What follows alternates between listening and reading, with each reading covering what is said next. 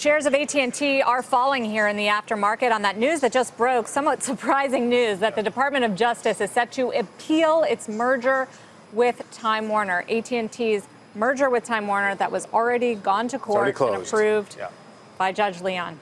Well, meanwhile, Julia Boorstin is in Sun Valley with Mike Freeze. He's CEO of Liberty Global, the largest international TV and broadband company in the world, in a CNBC exclusive.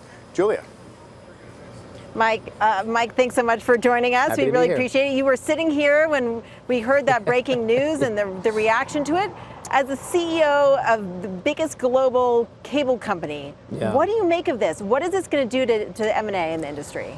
Well, it's surprising, as you were surprised. It's unclear to all of us what exactly the appeal will attempt to achieve, other than possibly bringing AT&T to the table to negotiate some kind of remedies or conditions.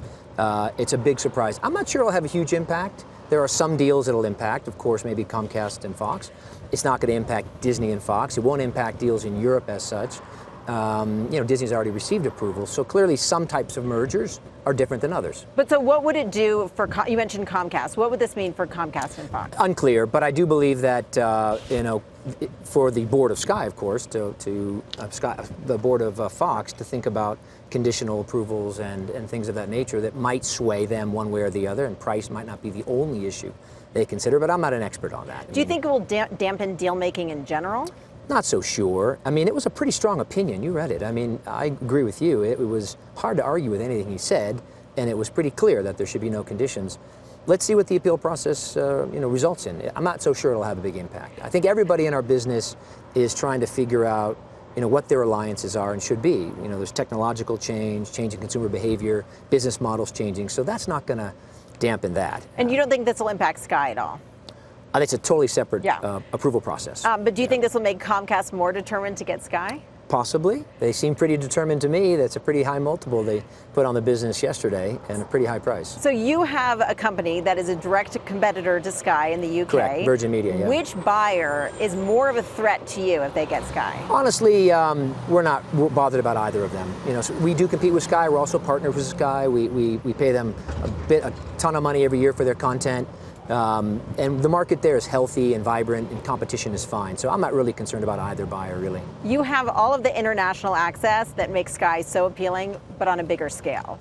Well, our business in the UK, we think, is better than Sky's, but you expect me to say that. But it's the fastest broadband network in the UK. But the question, though, is you met with Brian Roberts when you were here. Did you talk about having him buy your company? Of course not. If I did, I couldn't say it. But, I think there's only going to be one winner in this process between Disney and Comcast, and whoever doesn't will be certainly geared up to do something else because they've made the decision that either growing internationally or having more scale and content matters to them.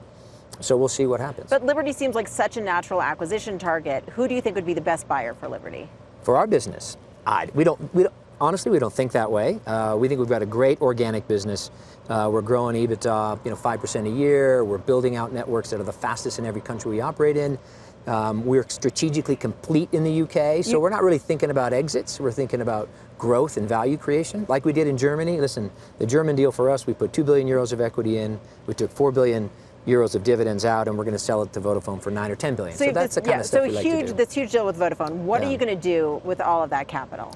Great question. I'd love to give you specific answers. A year from now, if you can tell me where interest rates are and market multiples and all that good stuff, I could be more specific. I will tell you that we are focused on just one thing, and that is doing what we do well, which is buy, build, and grow businesses, sometimes exit those businesses at premium multiples. We'll stay largely in our swim lanes. We're not going to build driverless cars or things of that nature. But there are opportunities in Europe we should be focused on. And of course, there's always the prospect of just buying our stock back. Today, our stock trades at about 5.5, 6 times if you pro forma the Vodafone closing in. So clearly, we like our stock at these levels, and we would look at that as well. Well, it sounds like Liberty Global could be a buyer, could be a seller, but very much in the middle of everything happening right now in the M&A space. Mike Freeze, thank you so much for joining us here and for your perspective on this. Hey there, thanks for checking out CNBC on YouTube. Be sure to subscribe to stay up to date on all of the day's biggest stories. You can also click on any of the videos around me to watch the latest from CNBC. Thanks for watching.